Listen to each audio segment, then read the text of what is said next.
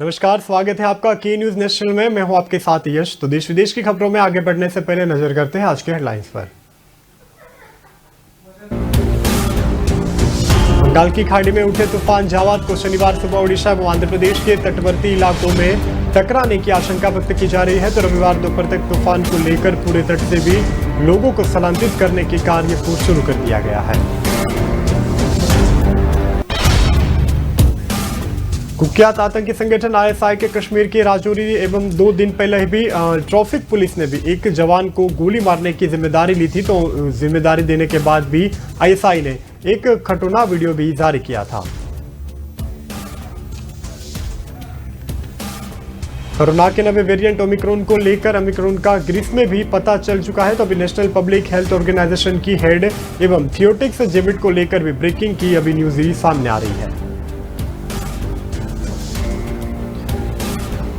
राजस्थान में कोरोना की तीसरी लहर का खतरा बढ़ चुका है। तो वही पिछले महीने में भी नंबर से भी लगातार केस बढ़ रहे हैं। तो विशेषज्ञों के मुताबिक तीसरी लहर में सबसे ज्यादा बच्चे प्रभावित होने की भी आशंका दर्ज की जा रही है।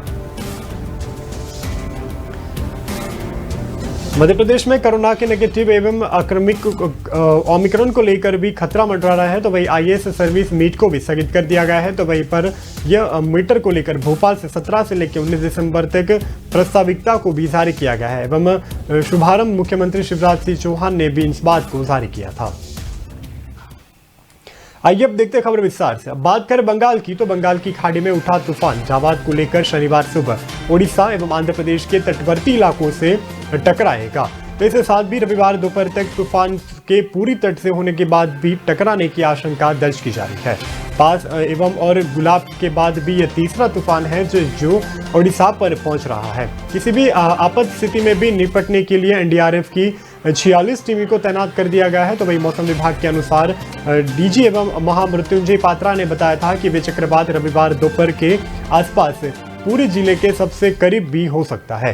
तूफान के कारण शनिवार एवं रविवार को भी सुबह आंध्र प्रदेश एवं ओडिशा में तेज बारिश होने की आशंका है। तो वही रविवार को भी तूफान बांग्ला की खाड़ी की ओर भी वापस लौट सकता है। तो बंगाल में कुछ इलाकों में भारी बारिश भी हो सकती है। तो इस दौरान करीब 110 किलोमीटर प्रति घंटे की रफ्तार से हवाई भी चल सकती है। इस हवाई को लेकर सबसे ज्यादा जो इफेक्ट है वो विशाखापट्टनम, श्रीकाकुलम, पुरी, जंगम, गजपति, भद्रक, बालासोर एवं नागढ़ जिलों में भी इसकी बारिश की जो है आड़ असर है वो भी देखने को मिल सकती है। ओडिशा एवं आंध्र प्रदेश में जारी रेड अलर्ट कर दिया गया है। तो वही उसके कारण 5 सितंबर को होने वाली यूजीसी एवं नीट की परीक्षा को भी अभी मौकूफ रद्द कर दिया गया है। तो इस शेड्यूल को लेकर भी इसकी संशोधन डेटा शीट को बाद में अपलोड भी किया जाएगा। कुख्यात आतंकी संगठन आईएसआई ने कश्मीर में राजौरी में 2 दिन पहले ही ट्रैफिक पुलिस के एक जवान को गोली मारने की जिम्मेदारी ली है। जिम्मेदारी लेने के लिए आईएसआई के एक खौफनाक वीडियो भी जारी किया था। तो उसमें 20 सेकंड के इस वीडियो में दिख रहा है कि वे जवान गाड़ियों से भरी सड़क पर ट्रैफिक संभाल रहा था। तो इसी दौरान हाथ में पिस्टल लिए पीछे से आतंकवादी आता है एवं उसके सर पर वे गोली मार देता है। बेरहमी से ट्रैफिक पुलिस कमिश्नर की वे हत्या कर देता है। तो इसके खड़े जवान की हत्या करने का गंभीर जो आरोप है वे आईएसआई ने अपने सर पे लिया है। तो फायरिंग करते हुए आतंकी एवं धार्मिक नारे लगाते हुए भी नजर आ रहे हैं। तो इस वीडियो में हवालार ने खुली भी अपनी दादागिरी जो है उसका भी प्रदर्शन करते हुए नजर आ रहे हैं। तो हमले में इस तरीके को लेकर लोन एवं बुल अटैक को भी माना जा रहा है। तो इसमें भी हमलावर एके और बड़े 5 आकर अचानक हमला भी कर देते हैं। उसके बाद भीड़ भी वहां पर इकट्ठा हो जाती है। तो यह हमला बुधवार को राजौरी के कदल परिया में होने की भी आशंका व्यक्त की जा रही है। अब आईएसआई ने भी इसकी जिम्मेदारी ले ली है। तो जवान की हालत अभी गंभीर है एवं श्रीनगर के SMHS हॉस्पिटल में भी उनका इलाज चल रहा है। बताया जा रहा है कि इस मामले को लेकर अस्पताल की टीम ने बताया है कि वे अभी मामला भारी गंभीर भी बताया जा रहा है। कोरोना अपने दिन ब दिन नया स्वरूप धारण करके एशिया में अपना फन फैला के बैठा है। तो वही कोरोना के नए वेरिएंट ओमिक्रॉन को लेकर भी ग्रीस के भी पता चला है कि वहां पर नेशनल पब्लिक हेल्थ ऑर्गेनाइजेशन के हेड थियोटिक्स जेविड ने भी इस ब्रेकिंग में भी कहा था कि वे इस ग्रीस का रहने वाला है। वे दक्षिण अफ्रीका के 26 सितंबर को ही देश लौटा था। एयरपोर्ट पर इसका एक्सप्रेस टेस्ट किया गया था। तो जबकि रिपोर्ट भी उसका नेगेटिव आया है। अगले दिन उसे हल्की दक्षिण दिखाया गया था। तो इस लक्षण को देखते हुए उन्होंने अपना कोरोना का जो टेस्ट है वो भी करवाया था। इसके बाद भी वे एक्सप्रेस टेस्ट किए गए थे, तो लेकिन उसका रिपोर्ट भी नेगेटिव ही दर्ज हुआ था। 29 नवंबर को भी रिपोर्ट पॉजिटिव निकली थी, तो उसके वेरिफिकेशन के लिए PCR एवं उसके बाद टेस्ट भी उसका किया गया था। गुरुवार सुबह उसमें ओमिक्रॉन की पुष्टि हो गई थी, तो इसके साथ वे ओमिक्रॉन के संक्रमित भी मिल गए थे। तो हालांकि देशों की संख्या 33 हो गई है, तो इन दिनों में भी 393 मरीज भी मिल चुके हैं। तो ज्योतिष ने बताया था कि वे मरीजों को लेकर क्वारंटाइन कर दिया गया है। तो इससे जिन लोगों का संपर्क में था उन सभी को भी हाल क्वारंटाइन कर दिया गया है। सभी के टेस्ट भी रिपोर्ट अब तक नेगेटिव आ चुके हैं, तो उन्हें निगरानी में भी रखा गया है। हालांकि इस वेरिएंट को लेकर भी खतरा मंडरा रहा है, बल्कि सामने सवाल भी बहुत बड़े खड़े हुए हैं। पहला ये कहा जा रहा है कि ये वेरिएंट जो है उसका वे कहाँ से उत्पन्न हुआ है और उसकी मात्रा क्या है, और वे अगर ओमिक्रॉन वेरिएंट से कोई संक्रमित होता है तो इसके इफेक्ट भी बॉडी पर क्या पड़ सकती है। इस सभी बातों को लेकर अभी सवाल भी मंडरा रहे हैं, लेकिन अभी देखना यह है कि ये जो ओमिक्रॉन वेरिएंट है वे कितना खतरनाक विश्व के लिए साबित हो सकता है।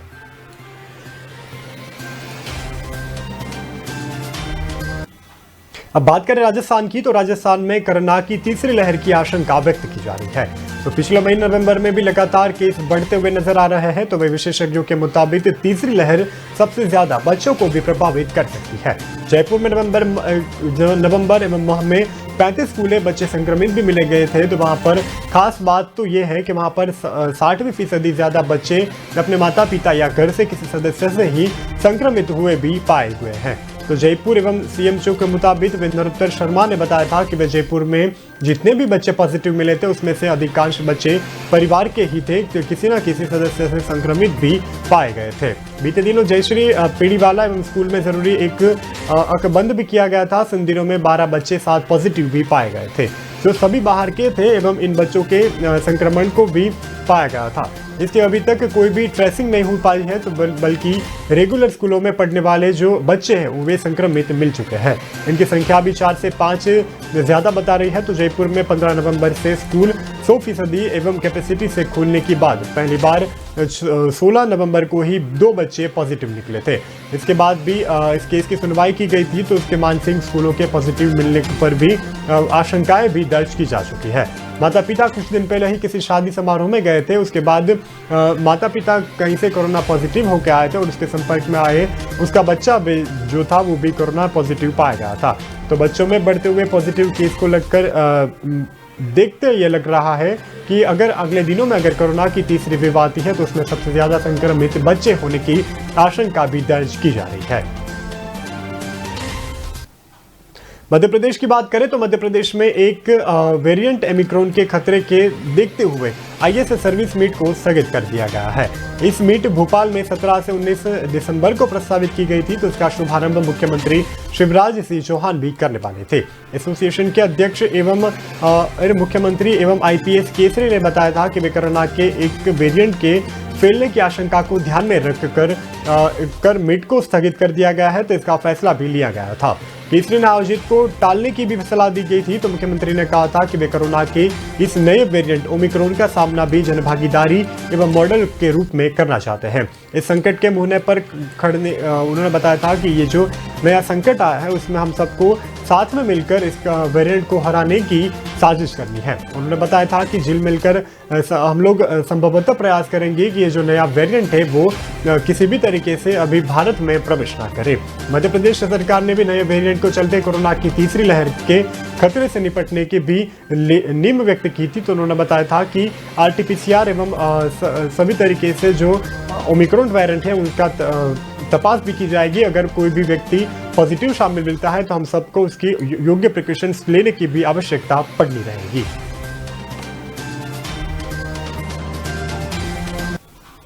फिलहाल रुकते एक छोटे से ब्रेक के लिए, ब्रेक के बाद फिर मिलते हैं।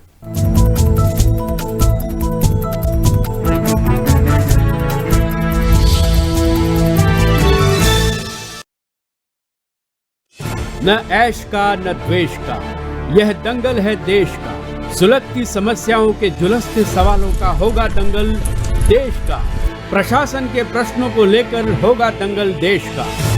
शिक्षा, स्वास्थ्य, समाज, कानून और व्यवस्था के आज क्या है हालात। सोमवार से शुक्रवार रोज रात 8 बजे जलपा क्षत्रिय के साथ दंगल देश का।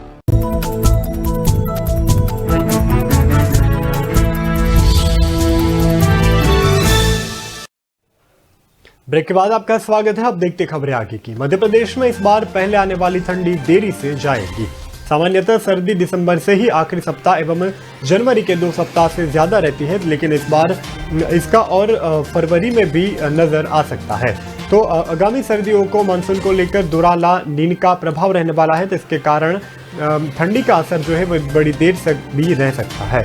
मौसम वैज्ञानिक जेडी मिश्रा के बताए के मुताबिक उन्होंने बताया था कि ठंड अपनी इस बार सबसे ज्यादा आतिशबाजी हम पर बरसाने वाली है। तो हालांकि अब तक की स्थिति में रिकॉर्ड ठंडी भी नहीं होने वाली, लेकिन दिन और रात में तापमान भी कम ज्यादा रहेगा। तो मौसम विभाग ने बताया था कि वे दिसंबर 2021 से फरवरी 2022 के दौरान सर्दियों को लेकर अनुमान भी लगाया गया है।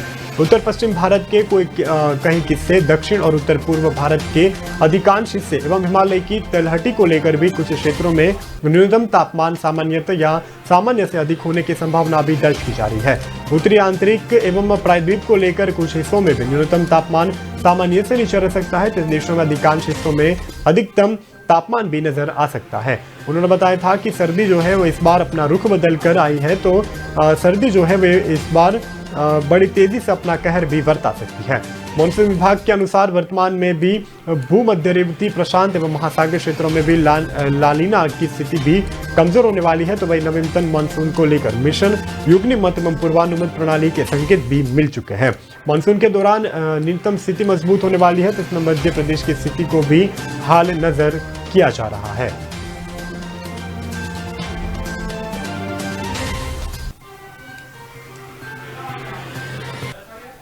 केंद्रीय नागर विमानन मंत्री ज्योतिरादित्य सिंधिया मंत्री बनने के बाद ही पहली बार गुना पहुंच रहे थे। शनिवार को भोपाल के वह कार में भी दोपहर 1 बजे गुना आएंगे। तो इसके बाद वहां पर राठौड़ में भी आयोजित कार्यक्रम में वे भाग लेंगे।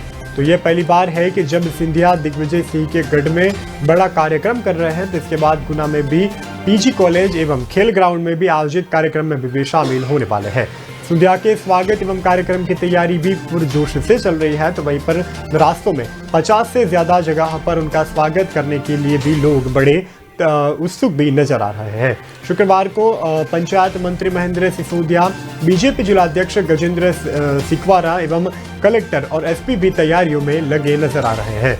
तो वही सिंधिया का मुख्य कार्यक्रम श्यामा प्रसाद मुखर्जी खेल प्रशासन में होने वाला है। तो वहां पर रही जमीकों को लेकर भी हजारा प्रधानमंत्री आवास एवं वितरित भी करने वाले हैं।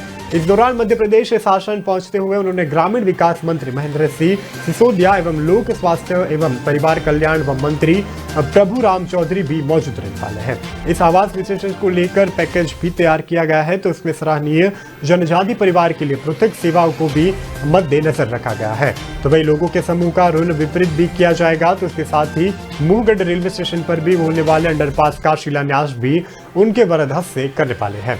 पहली बार ज्योतिरादित्य सिंधिया एवं पूर्व सीएम दिग्विजय सिंह गठ एवं गृह नागरिक रघु में भी कार्यक्रम में शामिल होने वाले हैं। तो इसके बाद लोग भी हैं वे बड़ी बेताबी से उनके स्वागत के लिए भी अभी लाइनों में लगी नजर आ रही है।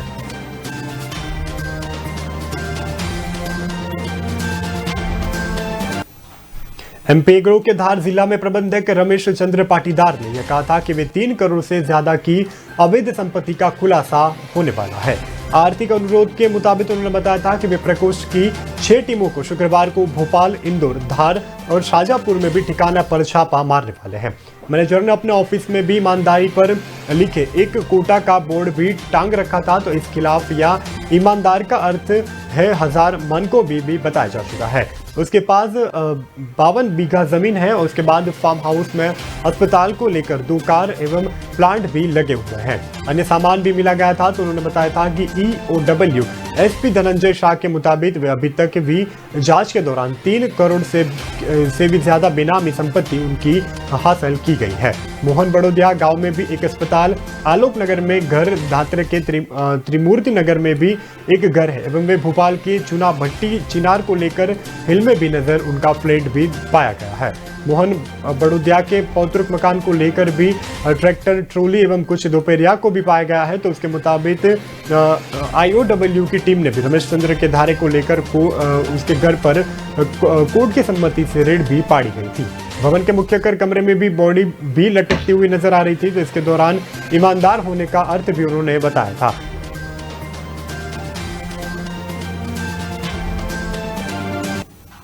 भोपाल नगर निगम की कर्मचारी को कुछ लोगों ने दौड़ा एवं दौड़ा पीटा, उसके साथ कसूस सिर्फ की घटना भी सामने आई है। तो टैक्स के बिल फाटने के लिए पाप जुर्म भी मचा गया था। तो उसके बाद उसको लोग मारने की साजिश भी करते हुए नजर आ रहे थे। तो ऑफिस में घुसकर कर्मचारी को पीटा गया था। तो कर्मचारी ने ऑफिस में छुपकर अपना जान को भी बचाने का प्रयास किया गया था। तो वही वार्ड नंबर 30 में लेकर कर्मचारी प्रमोद साहू पर वाटर सप्लाई एवं बिल बांटने का काम कर रहे थे। तो शुक्रवार दोपहर यह वार्ड के पंपापुर इलाके में बिल बांट रहा था। तो इसी दौरान राकेश पाटिल व कुछ अन्य लोग आए थे। वह इन लोगों ने बिल बांटने का विरोध जताने भी लगे थे। तो अब कर्मचारी प्रमोद उन्हें समझाने लगा था। तो राकेश एवं बिल छीन गए थे। तो उसके बाद उन्होंने मारपीट करने भी लगे थे। अचानक ही कुछ हमलों के मुताबिक उन्होंने कर्मचारी प्रमोद के लिए उसके पीछे दौड़ते हुए नजर आ रहे थे और उस पर हमला करने की भी कुछ शख्स जो है वो भी कोशिश करते हुए नजर आ रहे हैं। वीडियो में साफ दिख रहा है कि वे कर्मचारी के पीछे कर्मचारी को मारने के लिए भी दौड़ रहे हैं। राकेश प्रमोद से भी मारपीट करते करते वे ऑफिस में घुस गए थे। उसके बाद उन्होंने महिला कर्मचारी भी मौजूद कर्मचारी की भी अचानक हुई हमले को लेकर डर गई थी। तो मार्केट के अलावा राकेश ने भी दस्तावेज को भी समेटा गया था। उसके बाद प्रभावी सतीश सूर्यवंशी ने बताया था कि इस मामले में टीटी नगर थाने में भी केस दर्ज करवाया गया था। तो ऑफिस में घुसने से महिला कर्मचारी काफी डरी हुई भी नजर आ रही थी। कर्मचारी प्रमोद ने भी गेट बंद कर दिया गया था और अपनी जान बचाने का कोशिश की गई थी।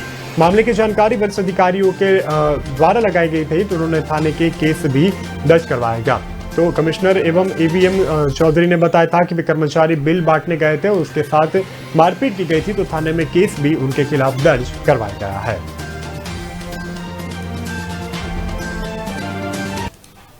राजस्थान के बेरोजगारों ने उत्तर प्रदेश में जारी अनशन की खत्म कर दी गई है। राजस्थान सरकार से मिली बातचीत के न्योता के बाद भी आज बेरोजगार फिर से राजस्थान लौट रहे हैं। इसके बाद भी आज शाम 4 बजे से लेकर सचिवालय में बेरोजगार को प्रतिनिधिमंडल की मुख्यमंत्री से मुलाकात भी होने वाली है। इसमें बेरोजगार अपनी लंबी मांगों पर चर्चा करने वाले हैं। तो वही राजस्थान एकीकृत एवं बेरोजगार महासंघ के प्रदेश अध्यक्ष अपेन यादव भी उस पर कांग्रेस नेता धर्मेंद्र सिंह राठौड़ भी बातचीत करने वाले हैं। तो उन लोगों को राजस्थान बुलाया गया है। तो उन्होंने वादा किया था कि मुख्यमंत्री आज बेरोजगारों के प्रतिनिधिमंडल से मुलाकात भी जल्द से जल्द करने वाले हैं। उन्होंने बताया था कि वे उसको लेकर उत्तर प्रदेश में पिछले 7 दिनों में अनशन पर बैठे हुए सड़कों पर बेरोजगार फिर से राजस्थान भी अब लौट रहे हैं ताकि बातचीत भी हो सकेगी। उसके बाद बातचीत के मुताबिक हल निकाला जाएगा कि आगे कौन सा प्रस्ताव भी व्यक्त करना है। तो बता दें कि आपको राजस्थान में भी बेरोजगार पिछले 51 दिनों से अपनी 22 सूत्री मांगों को लेकर भी आंदोलन कर रहे हैं। राजधानी जयपुर के शहीद स्मारक पर धरने के साथ साथ पिछले 7 दिनों से वे बेरोजगार उत्तर प्रदेश में आमरण एवं अनशन पर बैठे हुए भी नजर आ रहे हैं। उसके बाद देश भर में बेरोजगारी का आंदोलन पर चर्चा हो रही है। तो ये आंदोलन भी है वो भी चर्चा का विषय बनता हुआ भी नजर आ रहा है। लोग बड़ी संख्या में आंदोलन कर रहे हैं और अगर आज राजस्थान में बैठक होने वाली है और उसमें कुछ महत्वपूर्ण निर्णय भी ले जा सकते हैं।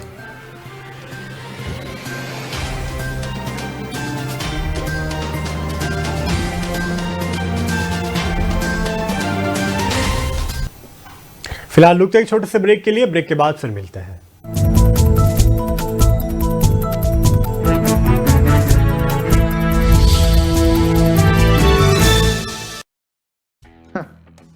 मेरी टीम तो जीत गई, लेकिन आप सोचिए अगर एक टीम आपके बाप की होती तो हर गली मोहल्ले में चर्चा आपकी होती, लेकिन है नहीं ना ब्रो, तो करनी पड़ेगी। टीम आपके बाप की नहीं, चर्चा आपके बिजनेस और आप। इसीलिए brand spot 365 bro, India's most trusted branding app. Brand spot 365 देता है हर बिजनेस की प्रमोशनल पोस्ट, फेस्टिवल ग्रीटिंग्स और वीडियोस। ईयरली सब्सक्रिप्शन सिर्फ 4,999 में। तो what are you waiting for bro, download now और शुरू कीजिए आपके बिजनेस का प्रमोशन। ब्रांड स्पॉट 365 आसान है ब्रो।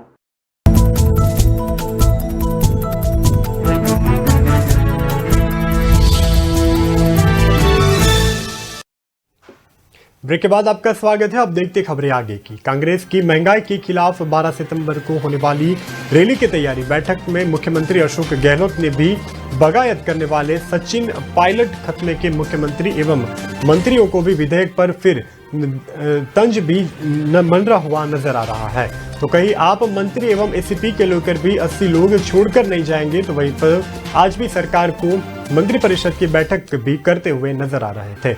वहीं रमेश मीणा, विश्वेंद्र सिंह एवं हीरा राम चौधरी को लेकर छोड़ने होने वाले की आशंका को भी व्यक्त किया जा रहा है। तो वही 80 विधायक को रुके हुए भी नजर आ रहे हैं। तो वही सरकार भी बचने के लिए कुछ न कुछ नए आतिशबाजी करते हुए भी अभी नजर आ रही है। तो वही सीएम निवास पर शुक्रवार को ही हुई मंत्रिपरिषद की अनौपचारिक बैठक में भी संगठन महासचिव केसी वेणुगोपाल और प्रभावी अजय माकन की मौजूदगी में गहलोत ने भी नाम लेकर पायलट को मंत्रियों एवं विधायकों को बगायत की आदि भी प्रस्तुत की गई थी। तो सीएम ने भी अपने भाषण में मंत्रियों को अपने दरवाजे खुले एवं खतने को जनता हुआ भी नजर आ चुका था। तो वही गहलोत ने कहा था कि वे कुछ मंत्री एवं दरवाजे भी बंद रख सकते हैं, ये ठीक नहीं होगा। तो उसने बताया था कि अगर सबको दरवाजे खुले रखने होंगे तो वे फील्ड में भी जनता को सुनना होगा। तो गहलोत ने बताया था कि वे सचिन पायलट कैंप की बगावत का जिक्र छेड़ दिया गया था। तो उन्होंने बताया था कि मंत्री को सुनवाई भी करनी रहेगी। नसीहत देने के दौरान भी उन्होंने बताया था कि गहलोत में पायलट कैंप के मंत्री एवं विधायकों पर तंज भी किया जा सकता है। गहलोत जब पायलट कैंप के विधायक एवं मंत्रियों पर तंज कस रहे थे तो उस वक्त उन्होंने बताया था कि इससे साफ नजर आ चुका है कि वे पायलट कैंप के बाकी मंत्रियों को भी नहीं बोलने वाले थे। लेकिन मुरारी मीणा ने बताया था कि वे बैठे बैठे ही सीएम से कहा था कि वे मुख्यमंत्री जब तक 19-19 बोल बंद कर देंगे तब ही वे अगले की जो कार्यवाही है वे उसको हाथ धर सकते हैं। हालांकि गहलोत ने बताया था कि वे मुरारी मीणा की बात पर भी ध्यान दिया गया था। बात करें मध्य प्रदेश की, तो मध्य प्रदेश में पिछले 24 घंटे से भीतर कोरोना के 15 से नए केस सामने आ चुके हैं। इनमें भोपाल में लगातार छठे दिन भी सबसे ज्यादा 8 पॉजिटिव केस मिले थे। तो वही 6 दिन में मध्य प्रदेश में कुल 88 पॉजिटिव केस अभी तक सामने आ चुके हैं। तो इनमें अकेले भोपाल के ही 53 मामले सामने आए हैं। तो वहीं पर यानी कि 60% से ज्यादा भोपाल में से ही ये कोरोना के जो नए टेस्ट है वे पॉजिटिव मिल चुके हैं। इसमें चिंता भी बढ़ चुकी है। तो अभी दूसरे नंबर पर इंदौर का भी नाम सामने आ रहा है। वहीं पर 6 दिन में ही 22 केस सामने आ चुके हैं। तो वे लगातार दूसरे दिन एवं 2 स्टूडेंट भी कोरोना संक्रमित अब तक पाए गए हैं। उसमें से दोनों भाई बहन ही है, ये भी प्राथमिक तपास में बातें सामने आ चुकी हैं। भोपाल कोरोना का अभी हॉटस्पॉट बन चुका है। तो वहां पर भी दिन से सबसे ज्यादा मामले भी सामने आ रहे हैं। वहीं 27 नवंबर को भी 2 दिसंबर को लेकर इस दिनों के बीच भी 54 केस भी अब तक भोपाल एवं इंदौर में से भी दर्ज किए गए हैं। वहां पर 500 रुपए तक जुर्माना भी लोगों पर लगाया जा चुका है। जो मास्क नहीं पहनेगा उन सबको जुर्माना भी भरना पड़ेगा। सीएम शिवराज सिंह चौहान के संक्रमितों पर बढ़ते आंकड़ों पर भी चिंता व्यक्त की थी। तो भोपाल के थोक किराना व्यापारी ने भी बड़ा निर्णय लिया गया था। थोक किराना बाजार एवं जुमेराती हनुमान जंग के ग्राहकों को भी सामान खरीदने के लिए वैक्सीन के दोनों डोज लगवाने भी जरूरी रहेंगे। अब बिना मास्क के भी यहां पर प्रवेश नहीं मिला जाएगा। तो प्रवेश में पिछले 24 घंटों में 58,000 से लेकर 161 कोरोना के टेस्ट भी मिले गए थे। हालांकि सीएम शिवराज सिंह चौहान को टेस्ट बढ़ाने के निर्देश भी दिया गया था। तो उन्होंने 1 दिसंबर को ही यह संख्या 17,000 कोरोना के टोटल केस की भी बताई गई थी।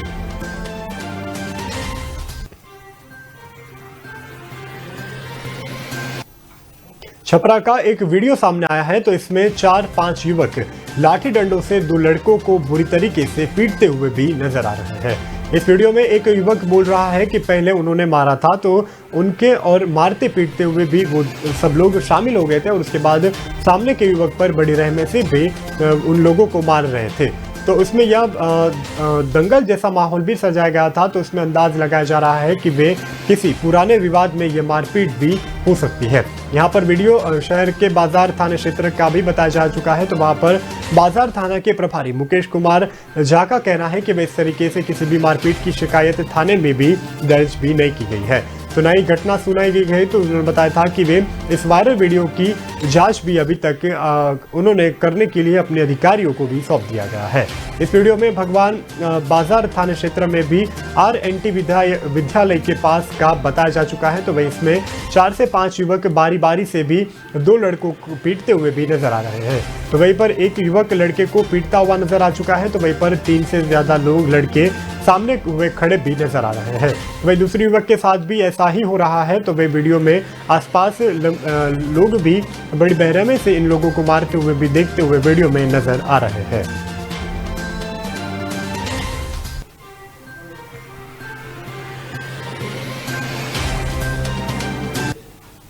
राजस्थान में कोरोना के नए वेरिएंट ओमिक्रॉन को लेकर अभी खतरे के बीच कांग्रेस एवं बीजेपी ने रैली एवं रोड शो की तैयारियों को तेज कर दिया गया है। शुक्रवार को भी पीसीसी की बैठक भी बुलाई गई थी। तो उस बैठक के बाद मुख्यमंत्री अशोक गहलोत, प्रदेश कांग्रेस प्रभारी अजय माकन झा एवं कांग्रेस के उप प्रदेश गोविंद सिंह डोरमार को लेकर पत्रकार ने भी पूछा था कि वे कोरोना की तीसरी लहर के खतरे के बाद भी रैली क्यों कर रहे हैं। इस तीनों पर भी अभी जवाब नहीं मिला हुए। तो उन्होंने बताया था कि वे पीसीसी से बाहर भी वे अभी तक निकल चुके हैं। वहां पर उन्होंने बताया था कि वे बाहर गाड़ी से बैठते हुए गहलोत ने भी फिर से वही सवाल किया गया था। उन्होंने हाथ जोड़कर बिना कुछ बोले ही वे अपनी गाड़ी में चुपचाप बैठ गए थे। बिल्कुल एवं चिंकू फौसला कांग्रेस अलाकान को लेकर उन्होंने बताया था कि वे कुछ नेता भी उन पर निशान साधते हुए भी नजर आ रहे थे। उन्होंने बताया था कि रैली एवं रोड शो की तैयारी आप बड़ी शानदारी से कर रहे हैं, बल्कि कोरोना की जो तीसरी लहर आ रही है उसका क्या। वैसे भी सवाल अभी सरकार के विरोध में उठ रहे हैं। तो वहीं पर कांग्रेस की राष्ट्रीय अध्यक्ष स्तर की रैली पर 12 दिसंबर को जयपुर में भी होने वाली है। तो पीसीसी में भी शुक्रवार को इसी तैयारियों को लेकर समीक्षा की गई थी। तो उन्होंने बैठक के खत्म होने के बाद अजय माकन और गहलोत के मीडिया के समान रैली की तैयारियों को लेकर भी जानकारी भी देने वहां पर पहुंच चुके थे। मीडिया के सवाल शुरू हो गए थे। तो गहलोत एवं संगठन महासचिव केसी वेणुगोपाल ने भी अजय माकन को जवाब देने के लिए उन्होंने बताया था कि वे दूर से ही खड़े रहकर ये सारा तमाशा भी देख रहे थे।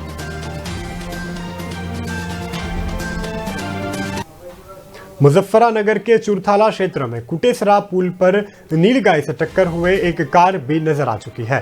तो कार के सवार नंगला राय निवासी चीना जो कि 30 साल की थी, तो उन्होंने मौके पर ही वहां पर मौत भी हो गई थी। तो जबकि उनके पति को लेकर गंभीर हालत में जिला चिकित्सालय में भर्ती करवाया गया है। तो मृतक का भाजपा नेता संजय धीमान के भाई की पत्नी भी होने का भी खुलासा सामने आया है। तो हादसे की जानकारी मिलने पर क्षेत्र के लोग भी उन्होंने जिला अस्पताल में दर्ज करवाया गया था। भाजपा नेता संजय धीमान के छोटे भाई सचिन धीमा अपनी पत्नी 35 वर्षीय टीना के साथ देर रात शादी समारोह से शामिल होकर अपने घर के लिए लौट रहे थे। लौटते वक्त ही रास्ते में नीलगाय आ गई थी। उन्होंने अचानक ही अपनी कार को ब्रेक लगाया था और ब्रेक के बाद उन दोनों जो थे वे रोड पर ही पटक गए थे। उसके बाद घटनास्थल पर ही उसकी पत्नी की मौत हो गई थी। पुलिस की मदद से कार एवं मौजूद सचिन धीमान को अपनी पत्नी टीना को नहर से बाहर निकाला गया था। तो दोनों को गंभीर अवस्था में अस्पताल भी पहुंचाया गया है, जहां पर चिकित्सकों ने टीना को मृत घोषित कर दिया गया था। तो अभी गंभीर रूप से घायल हुए सचिन की धीमान की हालत भी अभी नाजुक नजर आ रही है।